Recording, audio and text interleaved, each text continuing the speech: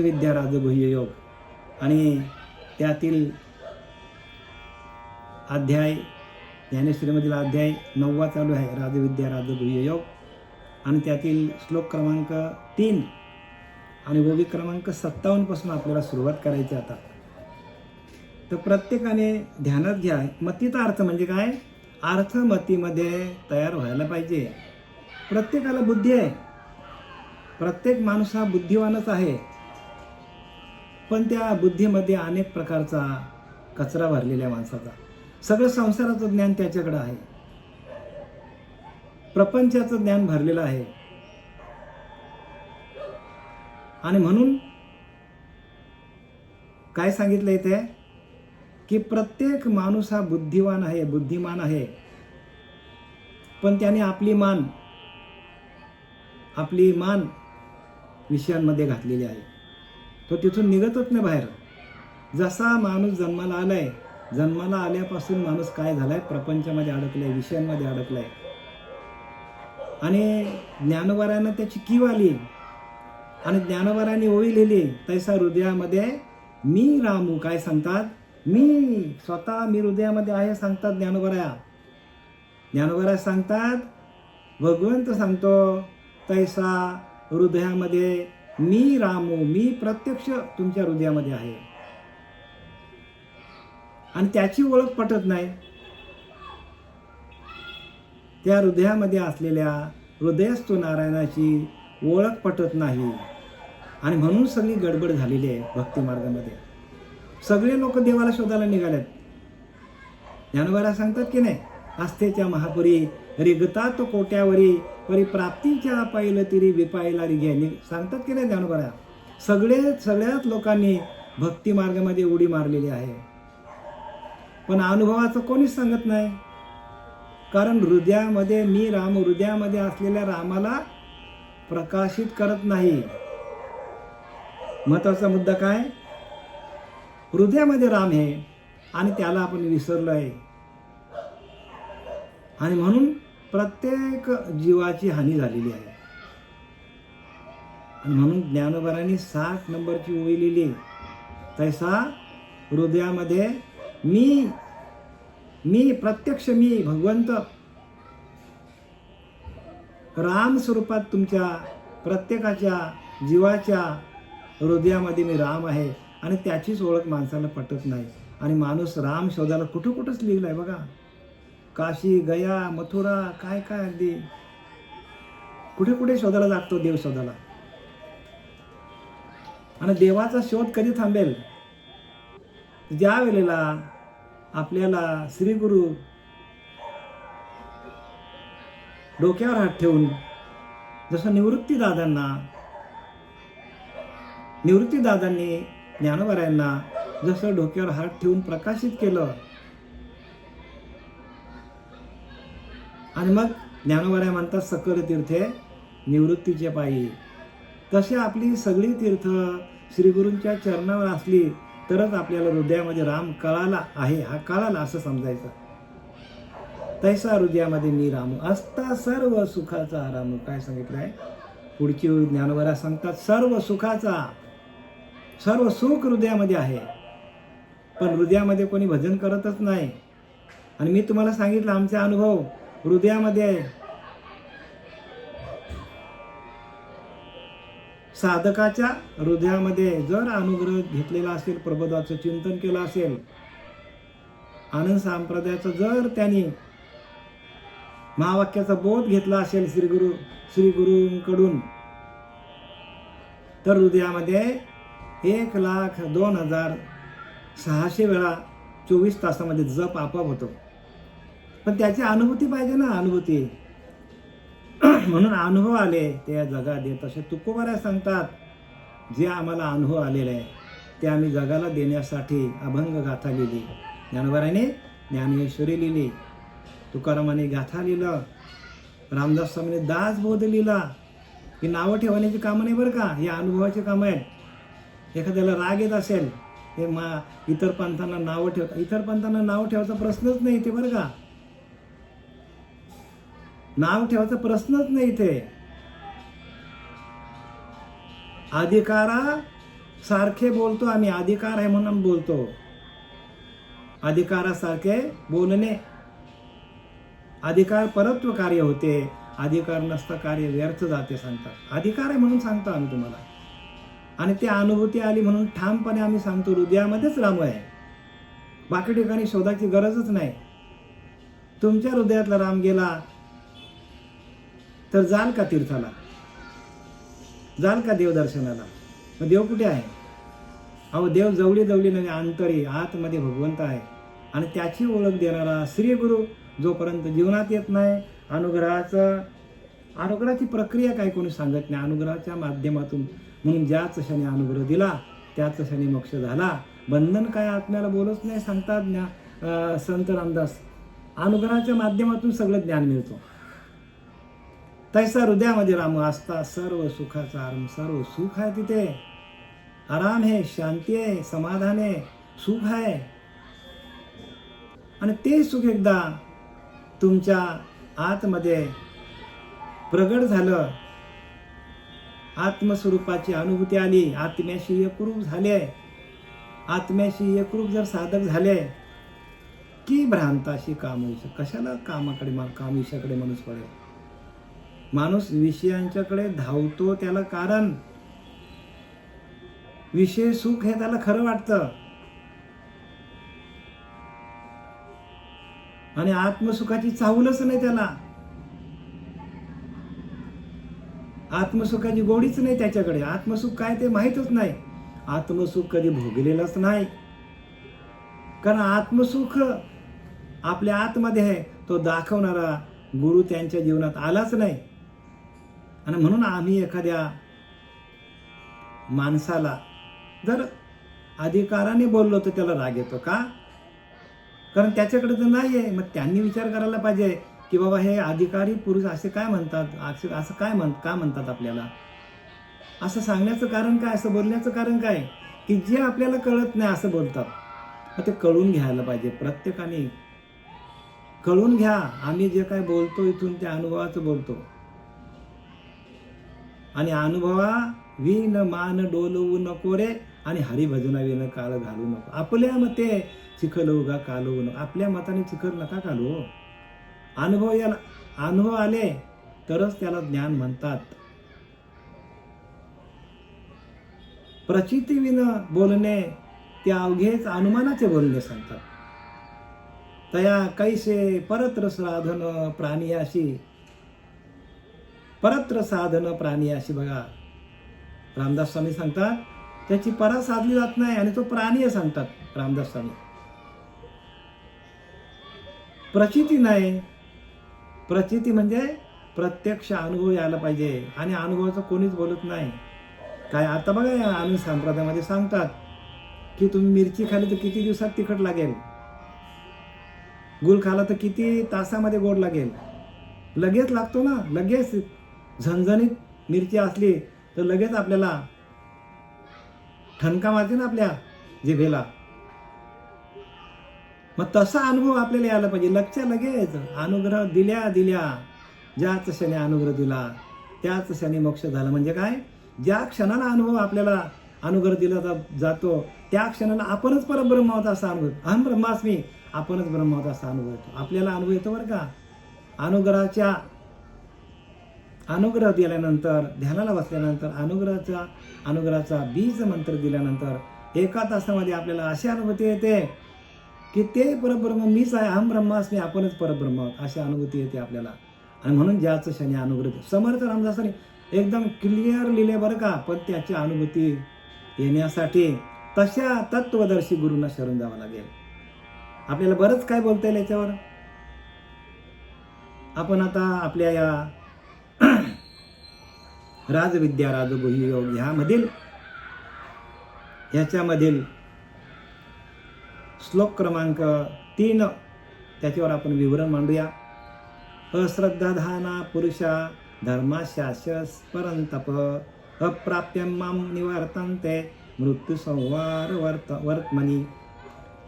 ह्या अर्जुना, या आत्मरूप धर्मावर श्रद्धा न ठेवणारे पुरुष मला प्राप्त न होऊन मृत्यूयुक्त संसार मार्गात निवृत्त होतात. संसार मार्गात परत येतात. म्हणजे काय सांगतात बघा, इथं स्पष्ट लिहिले आहे.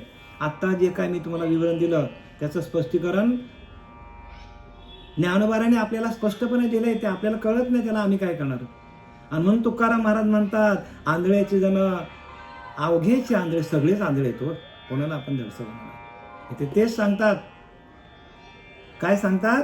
अरे अर्जुना, अज्ञानरूप धर्मावर श्रद्धा न ठेवणाऱ्या, आत्मज्ञानरूप धर्मावर श्रद्धा न ठेवणाऱ्या, आत्मज्ञानासाठी आत्मज्ञानाविना पारता सर्व कर्म निरर्थकम दिले. आणि कोणीही आत्मज्ञानाचा विचार करत नाही, कारण ते आपल्या आत्मतत्वाशी एकरूप होतच नाही, आत्म्याचंच भजन करत नाही. आणि आत्म्याचं भजन कसं करायचं हे आपल्याला 6व्या अध्यायामध्ये ज्ञानोबारांनी स्पष्टपणे दिलेलं आहे. 6व्या अध्यायामध्ये, कितव्या अध्यायामध्ये? 6व्या अध्यायामध्ये, 7व्या अध्यायामध्ये, 8व्या, सगळीकडे दिलं आहे. पण आपल्याला कळत नाही का आपल्याला तशी दिव्य दृष्टी मी दिली नाही. दिव्य दृष्टी देणारा श्री गुरु जोपर्यंत जीवनात येत नाही तोपर्यंत आपलं काय खरं नाही कोणाचं. आणि तसे श्री गुरु श्रीपाद बाबा, रामदास बाबा, नारायण बाबा, पांडुरंग दिवेकर बाबा, नाना बाबा, रोहिदास बाबा, सगळे संत जीवनात आले. आणि म्हणून आम्ही तुम्हाला ठामपणे सांगतो की हेच खरं आहे. आणि जर का ते दिव्य ज्ञान आपल्या जीवनामध्ये, आत्मज्ञान आपल्या जीवनामध्ये आलं नाही तर संसार मार्गात परत यावं लागेल. म्हणजे सांगतात की जन्म मरण्याच्या फेऱ्यामध्ये अडकून जावं लागेल, असं सांगतात ज्ञानोबा इथे. बघा किती स्पष्ट लिहिले. पण हे कळेल कधी आपल्याला? म्हणून बुद्धीचे वैभव अन्य नाही दुजे, एका केशवराजे सकळ सिद्धी. एका आतमध्ये असलेल्या परमात्म तत्वाला प्राप्त करणं हेच बुद्धीचं वैभव आहे. ज्ञान सांगणं म्हणजे वैभव नाही. बरेचसे कीर्तनकार आहेत, प्रवचनकार आहेत, काय काय सांगतात बाहेरचं ज्ञान. पण त्यांनी ज्ञानोबारा सांगतात, ज्ञानोबारांच्या भाषेत मी बोलतो, स्वतःच सांगत नाही. बुद्धीचे वैभव अन्य नाही तुझे, एका केशवराजे सकळ सिद्धी. एका आतमध्ये असलेल्या त्या केशी राजाला, त्या आत्मदेवाला, त्या आत्मतत्वाला प्रगट करणं आणि त्याचं भजन करणं हे बुद्धीचं वैभव सांगितले. आणि एकदा का ते भजन चालू झालं का त्या भजनानंदामध्ये, त्या भजनाच्या आनंदात जाऊन जे जे तुमच्याकडनं वाक्य निघल ते ते ब्रह्मवाक्य असेल. तुमच्या आत्म्याशी एकरूप होऊनच आपल्याला भजन करता आलं पाहिजे. तोच खरं, तेच खरं ज्ञान आहे. सर्व संतांनी हेच केलं. ज्ञानोबारांनी काय केलं, तुकोबारांनी काय केलं, नाथबाबांनी काय केलं, जनाबाईंनी काय केलं, मुक्ताबाईंनी काय केलं, सेना न्हावींनी काय केलं. सगळ्या संतांनी आपल्याच आत्म्याला स्वयंप्रकाशित केलं आणि आलेल्या स्वयंप्रकाशामधून, स्वयं आतमधून बाहेर पडणारे तत्व आपल्यासमोर मांडलंय. म्हणून तुका म्हणे अंगी व्हावे ते आपण. अरे आपल्याला तसं व्हावं लागेल वेड्यांनो. तुकाराम महाराज सांगतात, मी तसा झालो संतांच्या दर्शनाने. संत दर्शने थोर लाभ, पद्मनाभ जोडीला. माझी पद्मनाभ जोडली जी तुटली होती. जो भजन माझं अखंड चालू होतं आईच्या पिंडामध्ये, नाल कापली, भजन तुटलं, जोडून देणारा गुरु मिळाला बाबाजी चैतन्य. आणि म्हणून तुकोबाराने एवढे सगळे अभंग लिहिले, 5200 काहीतरी, 5022 काहीतरी लिहिले. बरेचसे लिहिले बरं का, पण ते आपल्या हातात मिळाले नाही. ते लोकांनी डुबवले, काही लोकांनी छल केला त्याचा. आणि ज्याला ज्याला आत्मज्ञान होतो त्याचा छल 100% होणार. कारण सगळेच लोक आंधळे आहेत. आपण कोणाला दिव्य दृष्टी देणार? दिव्य दृष्टी देणारा श्री गुरु जोपर्यंत आपल्या जीवनात येत नाही, जोवर नाही आत्मप्रकाश प्राप्त नव्हे आपे आपणास, तोवरी नाना मतांस चालविते. जोवरी आत्मप्रकाश प्राप्त नव्हे आपे आपणास. आत्मप्रकाश आपल्याला प्राप्त व्हायला पाहिजे. आत्मप्रकाश काय बाहेर नाहीये, तुमच्याचकडे तो. पण तो कधी प्रकाशित होईल? प्राप्त नव्हे आपे आपणास, नाना मतांस, तोवरी नाना मतांस चालविते. मतांचा गलबला कोण आवरील कोणाला? मतांचा गलबला चाललेला का? आणि जो आपल्या आत्मस्वरूपावर एकरूप झाला, आत्म्याशी एकनिष्ठ झाला, आत्म्याचं भजन चालू झालं, तो आत्मतत्वापासून ढलतच नाही हो. ध्रुवासारखा होतो तो. ध्रुव अज सगळे ग्रह फिरतात, ध्रुव फिरताना दिसतो का तुम्हाला? जागेवरच आहे. तसे आपली स्थिती होते.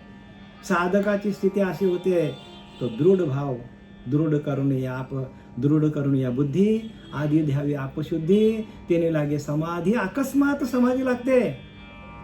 समर्थ रामदासाने लिहिले, दृढ करून या बुद्धी, आधी द्यावी आपशुद्धी, तेने लागे समाधी. अकस्मात समाधी लागते बघा. आणि ती अवस्था होणं समर्थ रामदासने किती क्लिअर लिहिली सगळा. पण साधना नसल्यामुळे, ध्यान नसल्यामुळे ते ज्ञान कळणार नाही. आता आपण या दृष्टांताकडे येऊया. तैसा हृदयामध्ये रामू असता सर्व सुखाचा आरामू, की भ्रांताशी काम विषयावरी. ही ओवी कळण्यासाठी ज्ञानोबाने आपल्या दृष्टांत दिल्यात. पाहे पा दूध पवित्र आणि गोड, पाशी त्वचेच्या पदराड, परी त्या विरून गोचिड अशुद्ध काय न कान सेवी. काय सांगतात? पाहे पा दूध पवित्र आणि गोड. दूध कसं आहे? पवित्र, ऑलरेडीच पवित्र आहे. दूध पवित्रच आहे. तो गायीच्या कासेमध्ये असतानाच पवित्र आहे. पाशी त्वचेच्या पदराड. तसं आपल्याकडं ज्ञान जे आहे ते पवित्रच आहे. आईच्या पिंडामध्ये असतानाच आपण पवित्र आहोत. तसं आईच्या कासेमध्ये दूध पवित्र आहे, तसं आपण आईच्या पिंडामध्ये असतानाच ते ब्रह्मज्ञान, आपलं नाम चालू होतं अखंड, आणि तेच पवित्र होतं आपण. आणि आपण त्या पिंडाबाहेर आलो आणि आपली नाल तोडली, आपण अपवित्र झालो. जोपर्यंत तो गुरु मिळत नाही ते नाल जोडून देणारा, तुकोबाऱ्याला बाबाजी चैतन्य भेटले. मी तुम्हाला परत सांगतो, महर्षी व्यासांना नारद महर्षी भेटले. नारद महर्षींना सनकादिक भेटले. सनातन सनांदन हे चारही कोण भेटले? ब्रह्मदेवाचे मानसपुत्र भेटले. आणि त्यांना ते नाम दिलेलं आहे. बघा कुठे कुठे आधी अनादी परंपरा आलेली, आणि त्या परंपरेचे आपण पायिक असलो. आपण परंपरेमध्ये येत नाही म्हणून आपल्याला ज्ञान कळत नाही. बाबाजी चैतन्य भेटले नसते तर त्यांनी हे ज्ञान लिहिलं नसतं महाराज. ज्ञानोबाऱ्यांना निवृत्तीनाथ भेटले नसते ते ज्ञान लिहिलं नसतं. तसा आपल्या जीवनामध्ये तसा सद्गुरू यायला पाहिजे, तरच आपल्याला ज्ञानाची उघड होईल बरं का. तरच होईल. पाहे पा दूध पवित्र आणि गोड. दूध पवित्र आणि गोड आहे हो. दूध तुम्ही गाईच्या कासेतून जेव्हा आपण सरांमधून बाहेर काढतो, त्या स्तनांमधून गाईच्या, आणि त्याच्यावर ते एवढं गोड असतं की त्याच्यामध्ये साखरही टाकायची गरज नाही. तसं आपल्या आईच्या पिंडातून आलेलं ज्ञान एवढं पवित्र आहे, तर काहीच करायची गरज नाही. तुम्हीच परब्रह्म आहात. आपणच परब्रह्म आहोत. आणि आपण काय देवाला शोधायला निघाले. देव शोधायला निघाला. हा देवाशी सांगा केव्हा भेटेल. त्याची कधी भेटेल का देव तुम्हाला? म्हणून तुकोबाऱ्या सांगतात, देव घ्या देव घ्या देव घ्या. कोणी देव घ्या, पण तुकोबाऱ्याचं कोणी ऐकलं नाही. देव घ्या म्हणजे ते नाम घ्या सांगत होतो. देव घ्या नाही सांगितलं. तुकोबाऱ्यांकडे देव होता, आणि निलोबाऱ्यांना त्यांनी काय केलं? अनुग्रह दिला होता. आणि त्याने तुकोबाऱ्या गेल्यानंतर, वैकुंठ गमन झाल्यानंतर निलोबाऱ्याने चिंता पडली. त्याने अनुष्ठान मांडलं, आणि मग देवाला दया आली. आणि मग देव आले आणि त्यांना बोलायला लागले की मग निलोबाऱ्याने सांगितलं की बाबा देवा, तुला इथं कोणी बोलवलं? निलोबाऱ्या म्हणतात की प्राथिले वाचून का आला? तुला इथं कोणी बोलवलं देवा? देव प्रत्यक्ष आला आणि देवाला उत्तर देतात की देवा, तुला इथं बोलवलं कोणी? प्राथिले वाचून का आलास? तुला मी बोलवलं का? तुला मी तो तुकयाचा धावा करीत असे. म्हणजे तुकोबाऱ्यानं बोलवलं त्याने, कारण तुकोबाऱ्याने त्यांना अनुग्रह दिला होता. आणि प्रबोधाच्या चिंतनासाठी त्यांना परत धावा केला निलोबाऱ्याने. आणि प्रत्यक्ष आले बरं का. प्रत्यक्ष आले आणि त्यांनी काय केलं? डोक्यावर हात ठेवला निलोबाऱ्यांचा. तर बघा किती गाथा त्यांची, वाचा. गाथेमध्ये किती सगळंच ब्रह्मज्ञान भरलेलं आहे. तुझं लागी येथे बोलाविले कोणी? प्राथिल्या वाचून का आला असे? मी तो तुकोयाचा धावा करीत असे. निलोबाऱ्या सांगतात हे सगळं संतांचं ज्ञान आहे महाराज, आणि परंपरेचं ज्ञान आहे. ही परंपरा जर आपल्याकडे नसेल तर आपल्याला कसं कळेल? आणि परंपरेचं जतन कोणी करत नाही, हेच तर मोठं आहे, हेच तर मोठं दुःख आहे बाबा. पाहे पा दूध पवित्र आणि गोड, पाशी त्वचेची पदराड. बघा, एक फक्त पदर आहे, एकच चांबडी, गेलं की लगेच तिथे दूध आहे, पण ते गोचिडाला नाही जमत. तसं आपण गोचिड आहोत. गोचिड आपल्याला ज्ञानोबारांनी गोचिड म्हटलं. इथं समजून घ्या, आपण गोचिड आहोत. जोपर्यंत आपल्याला आत्मसुख नाही तोपर्यंत आपण गोचिड आहोत. जोपर्यंत गुरु मिळत नाही, डोक्यावर हात ठेवून तुपाची पेरणी करून त्या नामाचा आपल्याला काना कानी जे पेरिले डोला, जे उगले व्यापक भरले परब्रह्म. हा व्यापक भरलेले व्यापक परब्रह्म आहे. पाशी त्वचेची या पदराड, परी ते आविरून गोचिड अशुद्ध काय नसवी. बघा काय करतो तो गोचिड, तो अशुद्ध रक्तच पितो तो. तसं आपण स्वतःच्या आतमध्ये असलेला तो परमात्मा, त्याला टाकून आपण काय करतो? नको त्या दिशेला चाललोय आपण. बोला, आपण दिशाहीन माणसं आहोत. सगळ्या हृदयामध्ये आराम लिहिले की नाही, तसा सर्व सुखाचा आराम लिहिले. आराम कुठून मिळेल आपल्याला? आपल्याला सुख कुठे मिळेल? सुख कुठून मिळेल?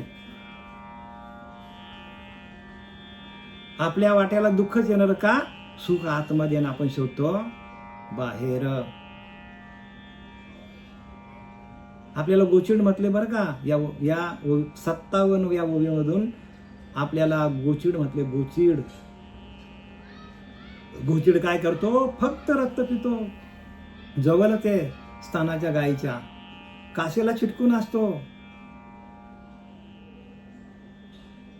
तसं जोपर्यंत आपल्याला हा अज्ञानाचा पडदा आपला जात नाही आणि ज्ञान स्वरूप अवस्था आपली होत नाही, ज्ञान देणारा श्री गुरु जोपर्यंत आपल्या जीवनात येत नाही, तुकोबाऱ्यासारखा, ज्ञानोबाऱ्यासारखा, बरं का, ज्ञानोबाऱ्यांचे, तुकोबाऱ्यांचे, नाथबाबांचे श्री गुरु जो जीवनात आले त्यांच्या, आणि त्यांना हे सगळं ज्ञान कळालं, तसा आपल्या ताकदीचा श्रेष्ठ तत्ववेत्ता, ब्रह्मज्ञानी, श्रोत्रिय, दयाळू या तिन्ही गुणांनी संपन्न असलेला जोपर्यंत श्री गुरु जीवनात येत नाही तोपर्यंत ह्याची खरी फोड कळणार नाही आपल्याला. सगळेच वाचतात हो, सगळेच ज्ञानेश्वरी वाचतात, पण गुह्यातलं गुह्य कोणी सांगत नाही. सगळ्या ग्रंथामध्ये हे लिहिले बरं का. कालचा दासबोध बघा किती सुंदर होता. अनुर्वाच्य म्हणजे अनुर्वाच्य म्हणजे काय? अनिर्वाच्य. वाच्याने सांगता येत नाही. भगवंताचं ज्ञान वाच्याने सांगता येत नाही, सांगितलंय समर्थ रामदास. मग काय? आपल्याला अनुभव घ्यावा लागेल, त्याच्याशी एकरूप व्हावं लागेल, अंतरीच्या अंतरात्म्याशी त्याचं ध्यान करावं लागेल, देहाचा निराश व्हावा लागेल, देहाचा विसर पडावा लागेल, तरच ते आपल्याला माहीत पडेल. आत्मसुख आपल्याला प्राप्त करून घ्यावं लागेल. का कमलकंदा आणि दरदरू नांदवू नको एकीचे घरी, परे पराग असे विजय भ्रमरू येरा चिखल चौऱ्या. का कमलकंदा आणि दरदरू काय सांगितले? दरदूर म्हणजे बेडूक. आता परत आपल्याला बेडूक सांगतात. पहिल्यांदा आपला उपमा कसली दिली माणसाला? ज्यांच्याकडे आत्मज्ञान नाही त्याला गोचिडाची उपमा दिली. आता दुसरी उपमा देतात आपल्याला. ज्यांच्याकडे आत्मज्ञान नाही तो बेडूक सांगतात. का कमलकंदा आणि दरदुरी नांदवणूक एकीच्या घरी. काय आहे? कमलाचा कंद असतो, कांदा, आणि तो चिखलात असतो आणि बेडूक त्याच्या जवळच आहे, पण त्याला त्या कांद्यातला जो रस आहे तो खाता येत नाही त्याला. परी पराग सेविजे भ्रमर येरा तो चिखल तो परी पराग सेविजे भ्रमर. आणि भ्रमर काय करतो? त्या कमळाच्या आतमध्ये असलेला तो परागकण येतो आणि तो परागकण काय करतो? त्याचा आनंद घेतो आणि निघून जातो, वरच्यावरती येऊन निघून जातो. का कमलकंदा आणि दरदुरी नांदवणूक एकेच्या घरी, परी पराग सेविजे भ्रमरू येरो चिखल चुरे. ज्ञानोबाऱ्यांना काय सांगायचं यातनं?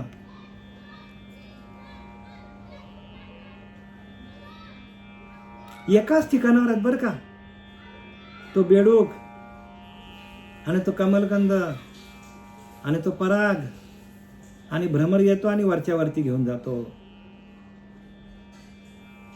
आणि बेडकाच्या वाट्याला चिखलच उरतो फक्त. बघा, म्हणजे आपण बेडूक असतो, म्हणजे सगळा एका ठिकाणी आहे, सगळा एका ठिकाणी आहे.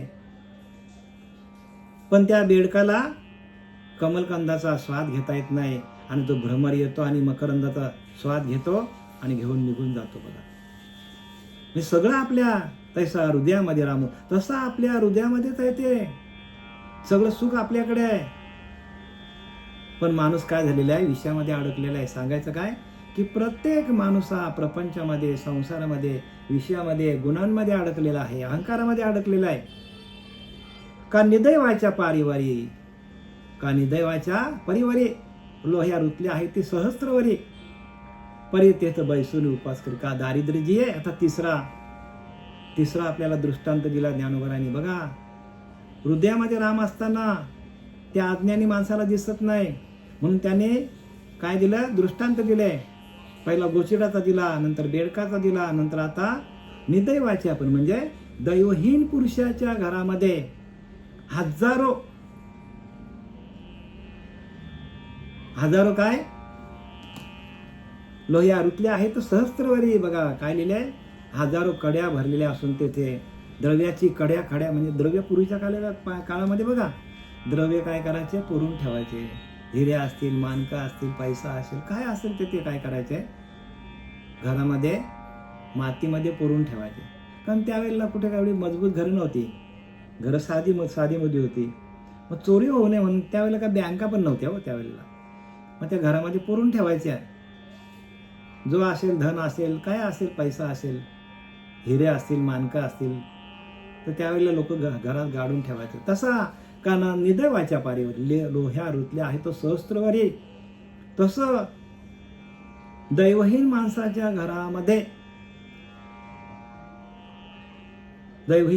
घरामध्ये द्रव्याचे भरलेल्या हजारो कड्या पुरलेल्या आहेत. द्रव्याने भरलेल्या हजारो कड्याच्या कड्या, नुसतं द्रव्याने कड्या भरलेल्या आहेत सांगतात. म्हणजे एवढा त्याच्याकडं द्रव्य साठा आहे. पण त्याच्यावरती बैसून उपास करी, कारण त्याला माहित नाही इथे काय आहे, इथं द्रव्य आहे, इथं धन आहे, इथं हिरे मानके, त्याला माहित नाही. आणि तो काय करतो, त्याच्यावरतीच बसले ना आपण काय उपाशी मरतो. बघा, म्हणजे दैवहीन दारिद्र्य. तसं आपण दारिद्र्य आहोत. प्रत्येक माणूस हा दरिद्री आहे सांगतात. ज्ञानोबा सांगतात प्रत्येक माणूस दारिद्र्य आहे. का दलिंदर आहे प्रत्येक माणूस असं सांगतात. तर तुमच्या आतमध्ये भगवंत आहे आणि त्याचीच तुम्हाला ओळख नाही. जसं त्या दैवहीन माणसाच्या घरामध्ये हजारो कढया पुरलेल्या आहेत, धनाच्या, द्रव्याच्या, हिरे मानकाच्या, पण त्याला माहित नाही. म्हणजे त्याच्यावरती बसून काय करतो, दरिद्रीसारखा जीवन जगतो. तसं आपण काय आहोत, आपण दरिद्रीच आहोत. आपण प्रत्येक माणूस ज्याच्याकडे नाम नाही, जो भगवंताचा आतमध्ये असलेल्या भगवंताचं ध्यान करत नाही, तो दरिद्री आहे सांगतात ज्ञानोबा. बघा किती स्पष्ट लिहिले आपल्याला. जरा घ्या यातून. अधिकारी पुरुषाने सांगितल्यावर राग यायला नाही पाहिजे, त्याचा विचार करायला पाहिजे. प्रपंच त्याग न करता, संसार त्याग न करता, प्रपंची उपाधी न सांडिता जीवनामध्ये सार्थका एक विचारायचे आहे. हो, विचार करा, विचार. श्रीपाद बाबा म्हणायचं, चांगला विचार केला तर तुम्हाला कळेल. श्रीपाद बाबा बोलायचे, चांगला विचार केला तर चांगला विचार करा. अधिकारी पुरुषांचा वाईट मानून घेऊ नका. अधिकारी पुरुष बोलतात ना, अधिकार वाणीतून त्याचा विचार करा, डोक्यामध्ये घ्या, जरा डोकं खाजवा आपलं.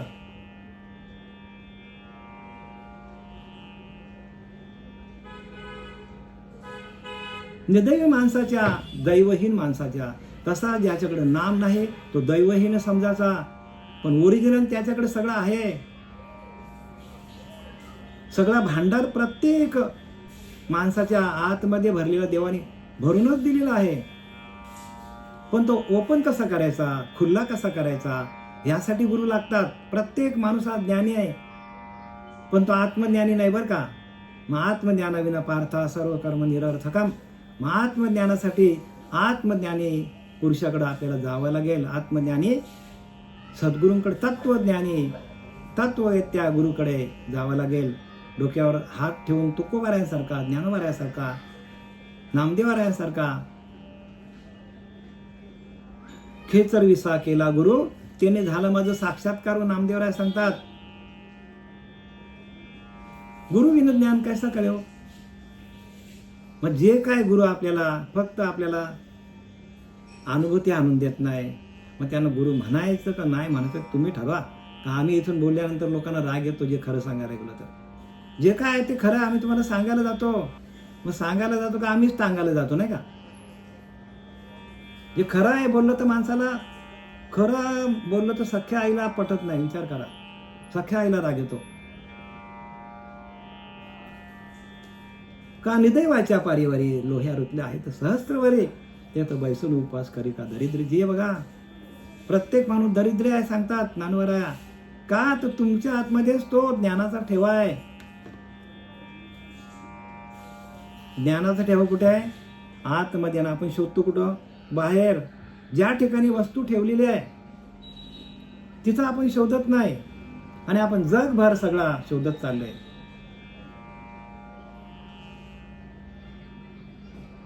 मग आपला ताळमेळ जमेल का?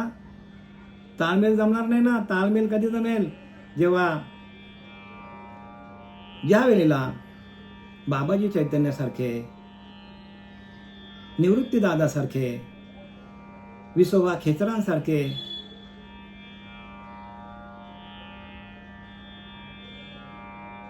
श्री गुरु ज्यावेळेला आपल्या जीवनात येतील त्यावेळेला आपल्याला काय तो पडताला कळेल. म्हणून पण सांप्रदाय बघा, आधी सांप्रदायांकडे लक्ष द्या. कुठून कुठून सांप्रदाय कसे कसे आलेले आहेत. मूळ शोधा पाहता आपले मूळ स्थान, सहजच एवढे अज्ञान. मुळाकडे घेऊन जाणारा संप्रदाय मिळाला पाहिजे. मूळ काय आपलं? आपलं आत्मस्वरूप हा आपला मूळ आहे. पण ते आपल्याला कधी मिळेल? नामातूनच. नामाप्रत्य तत्व नाही रे अन्यथा वाया अनेक पंथा. जाशील धनी सांगतात ज्ञानोबा. आम्ही नाही बोलत बरं का, ज्ञानोबा बोलतात. आणि बोलणाऱ्याला टार्गेट करू नका. हे काय लिहिलं ते बघा याच्यामध्ये, पोथ्यांमध्ये, ग्रंथांमध्ये. ग्रंथ आपले गुरु आहेत.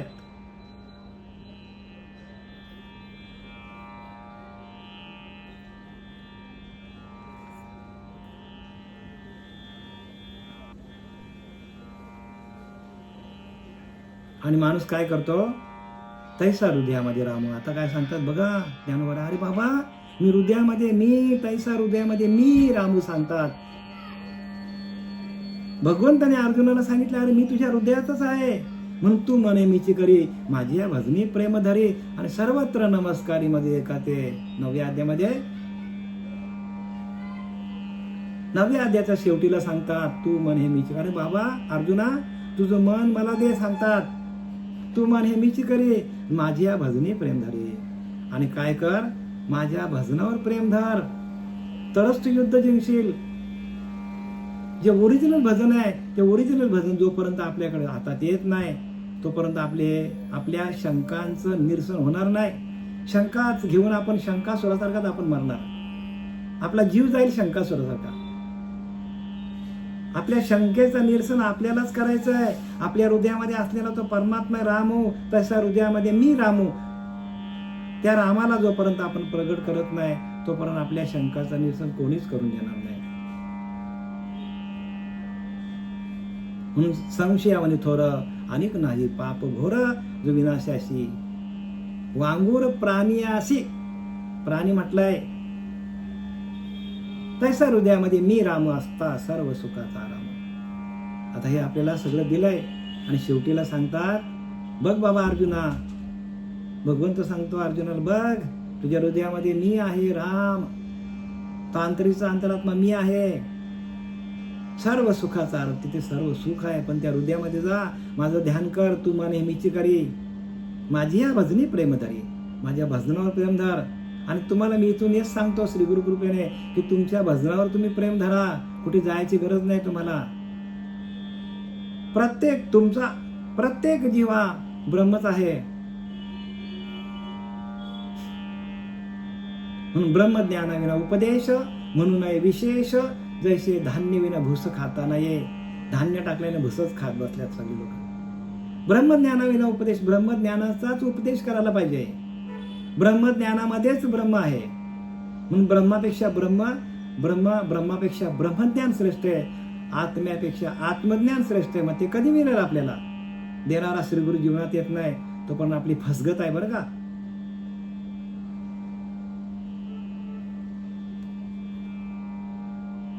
आता पुढचा दृष्टांत देतात. बहुमृगजल देखोनी डोळा, थुंकी जे अमृताचा गिळता गळाला. एखादा माणूस आहे, त्याने काय केलंय?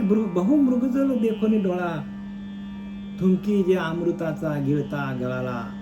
का तोडीला परिसग बांधीला गळा, शुक्ती का लाभे. रस्त्यातनं चाललंय आणि गळ्यामध्ये एवढीशी कवडी बांधलेली त्याने, शुक्ती का लाभे. बरं का, गळ्यामध्ये मोठा परीस बांधलाय आणि रस्त्यातून चाललाय आणि रस्त्यामध्ये अशी चमकणारी त्याला गारगोटी मिळाली. त्याने काय केलं? फेकून दिला. परीस बांधलेला परीस आहे गळ्यामध्ये आणि तो फेकून दिला आणि त्या शुक्तिकाच्या मागे लागलाय. सांगायचं काय ज्ञानोबरायांना? सांगायचं काय ज्ञानोबरायांना? अरे तुम्हाला ओरिजिनल जो भजन दिलेला आहे, हरिनामाचं भजन दिलेलं आहे, नामामृत तुम्हाला दिलेलं आहे, पिंडामध्ये असताना भगवंताने तुमच्या बरोबरच दिलेलं आहे, त्याला तुम्ही ओळखलं नाही. आणि ते नामस्मरण टाकून काय करतो?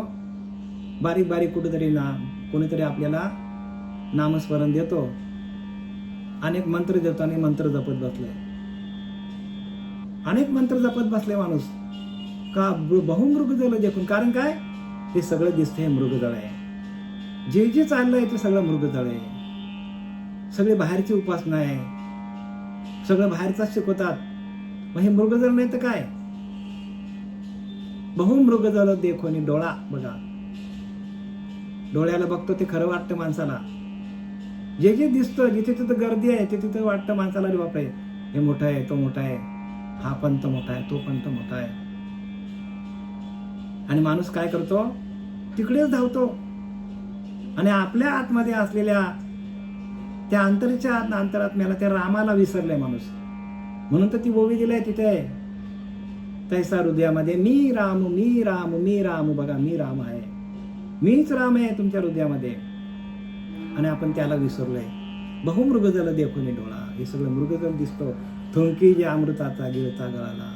अमृत आहे आपल्याजवळ, अमृत, नामामृत. नामामृत गोडी वैष्णवा लाधली, योगिया साधली. जीवन कळा आहे ती, जीवन जगण्याची कळा आहे. आणि ती कळा तुम्ही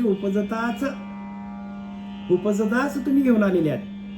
पण उपजताच असणारा मंत्र, उपजताच असणारा नाम, नामाची ओळख करून देणारा श्रीगुरु आपल्या जीवनात येत नाही तोपर्यंत आपली फसगत आहे.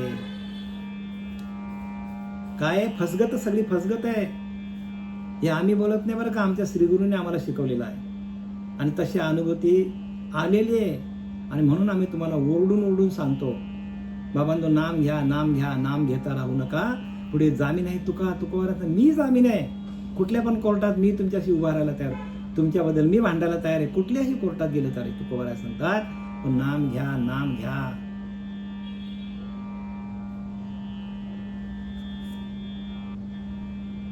का तोडीला परिस बांधीला गळा, शुक्ती का लाभे.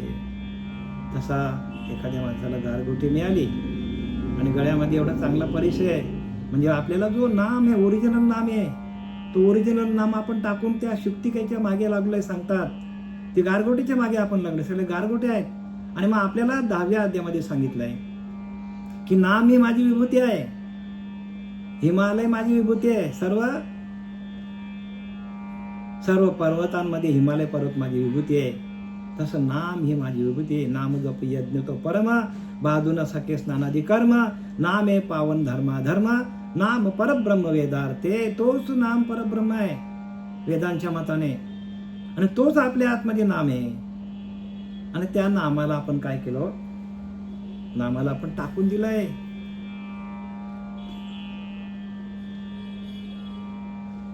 बहुमृगजल देखोनी डोळा, थुंकी जे अमृताचा गिळता गळाला. तोंडामध्ये आपण नामामृत साठवलेला आहे, अमृताचा घोट आपल्या आतमध्ये आहे, आणि आपण मृगजलाच्या पाठीमागे धावत चाललो. म्हणजे सगळं आपल्याकडे आहे आणि आपण कुठे चाललोय? बाहेर चाललोय. सांगायचं काय ज्ञानोबारायांना की सगळे दिसतं, हे तुम्हाला खरं वाटतं, नाही खरं. खरं एकच आहे की तुमच्या आतमध्ये जो अमृत आहे, नामामृत आहे, तोच खरा आहे की जो ओरिजिनल तुमच्याकडे आहे. 3ऱ्या अध्यायामध्ये वाचा की ब्रह्मदेवाने सांगितलंय की जन्माला घालतानाच मी त्यांना नाम दिलेलं आहे. जन्माला घालतानाच मी त्यांना हरिनाम दिलेला आहे आणि तो नाम तुम्ही विसरलाय.